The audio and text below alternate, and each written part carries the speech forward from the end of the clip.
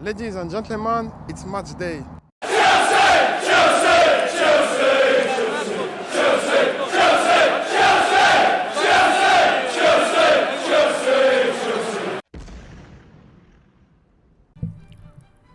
Ladies and gentlemen, it's match day. Today at Stamford Bridge, under the light, it's Chelsea against Crystal Palace. A big London derby. I'm saying big because every team is bigger than Chelsea at the moment. We are the worst team in England and probably the worst team in Europe right now. Let's not kid ourselves, right? So, if you want to help your brother with YouTube algorithm, all you have to do is to smash that like button and subscribe to the channel. Thank you so much. And today, if I see Nicholas Jackson from the get-go in the starting 11, my friend, I'm going to lose my head. I know that we don't have really any choice at the moment.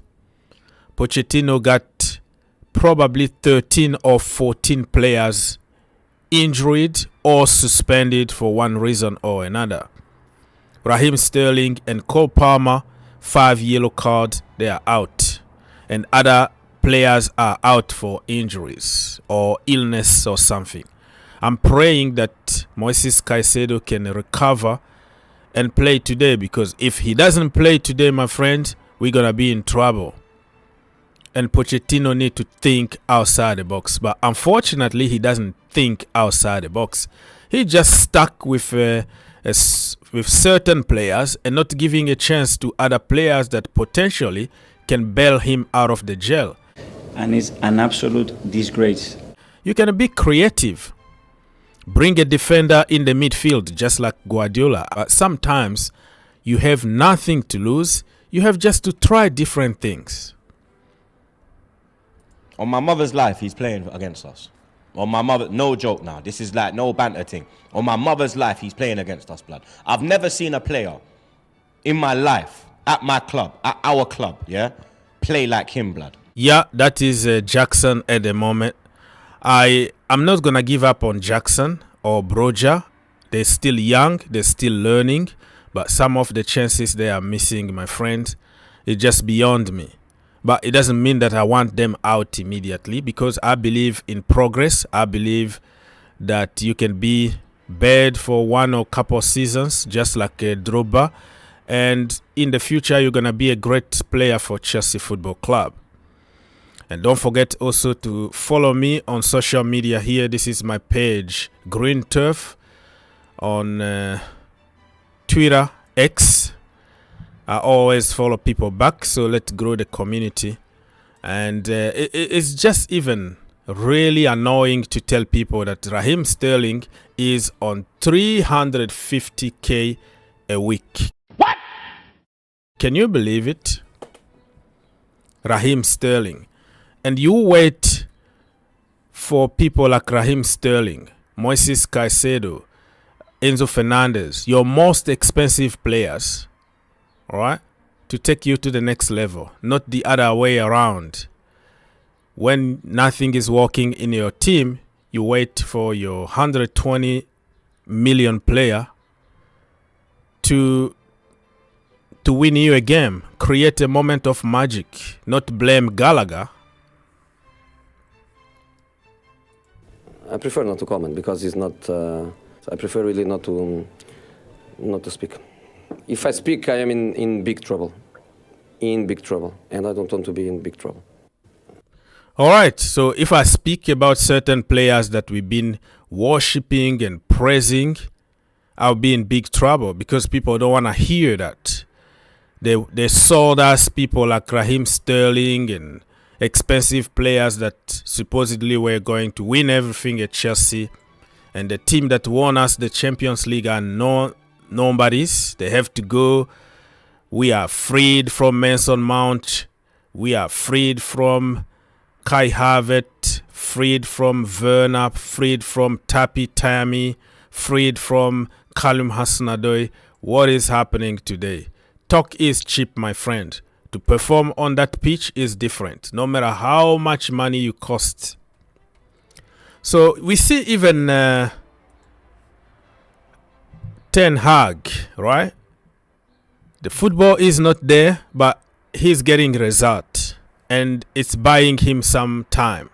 So Pochettino need to win, you know, win ugly 1-0, handball, the hand of God, something just to make us believe. But if the process doesn't really win new games, and then nobody is going to believe in the process anymore. It's far easier said than done. It is very common to say, yeah, it's not only about the result, it's also about the process. But the end result, like my experience in Chelsea, in Paris, in Dortmund, in Mainz, it is about the result. I have to tell you. And you can overcome one loss, you can overcome a short period of results that are missing if the players feel, but we are on the right way, but it cannot be too long, otherwise nobody trusts the process anymore. So to really worship the process in a daily basis, I think this is the most important. And so many names been out there to replace Pochettino apparently. And by the way, I'm not Pochettino out. I just tell the truth, you know? Even if I like you, I tell the truth no matter what. That's me. I don't flip-flop, or I don't try to protect certain players and expose others. I expose everybody. I praise everybody. So Jose Mourinho, Alonso been mentioned, Hansi Flick, Big Sam, this is me just trying to be funny here.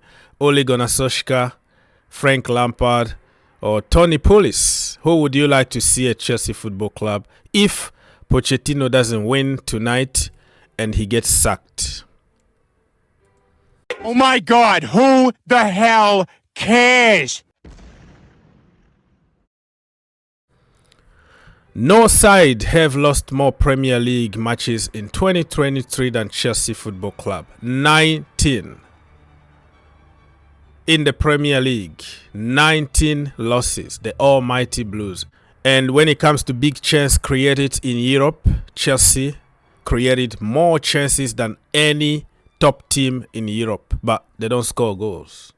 Same old Chelsea. And this is one of the reasons why I don't want to blame everything on Pochettino, because regardless of Levi Colwill playing from the wrong position, Jan Madsen not given a chance, we are all over the place, we still create chances, tons of chances, but we don't score. So for me, quality is missing here. If we had Didier Drogba or Diego Costa in front, the narrative was going to change. People were going to say, he still play people out of position, but we are winning. Just like Thomas Tuchel, right? He won us the Champions League playing pretty much everybody in different positions just to get the result. Kalim Hudson-Odoi, wing back. Christian Pulisic, wing back. We are all over the place. We can't create chances, but when we create one, Kai Havertz score one goal, and we win the Champions League. But if you don't win and you continue to change people out of position, you are in big trouble. Let me be as clear as I can be. Ignorance is not a virtue.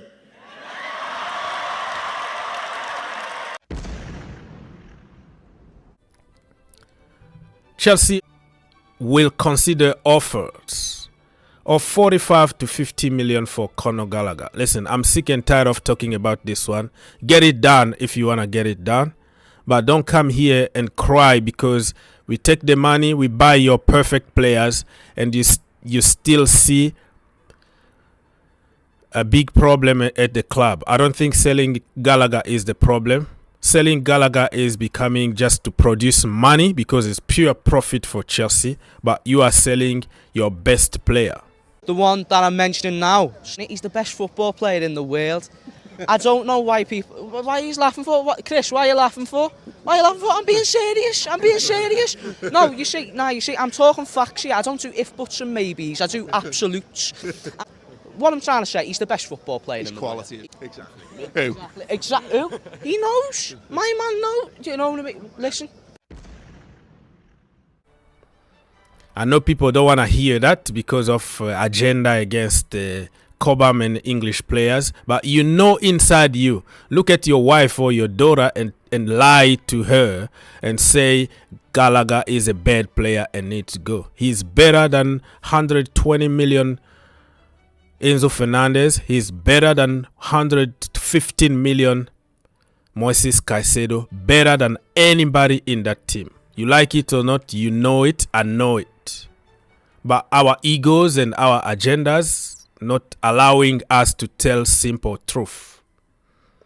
Selling Gallagher is the most stupid things that could happen to Chelsea. Chelsea are long-standing admirers of Peterborough 20 years old defender Ronnie Edward. The club are also always in the market for young talent. And another arrival from South America cannot be ruled out, according to Simon Johnson. Listen, man, I'm sick or tired of youth project. Now I want to see mature players that can help us to win now, because we have so many youngsters already in the team. I'm not gonna repeat myself because it's gonna be so boring. How many centre-back defenders we have in the academy and also in the loan army? So it is what it is. This is not something that I want to hear right now, to be honest with you. Damn!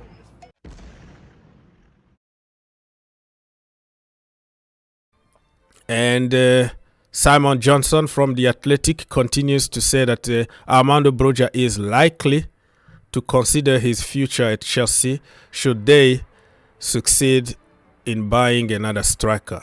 Yeah, I don't blame him. I wanted a striker before the beginning of the season. Everybody knows that I rate my academy product, but I told you, I've never seen anybody from an ACL injury and comes back and be a world class. They are Moment FC. They're going to give you a good game of football here and there, but overall, it's done for me. When you have an ACL injury, I don't count on you. Best ability is availability, and availability leads to reliability. And if you ain't available, you ain't reliable. And Broja, he is still young, can become world class one day, but he's not doing it right now. So I don't blame him if he want to go somewhere where he can have he can play games week in and week out. Jan Madsen, Manchester City.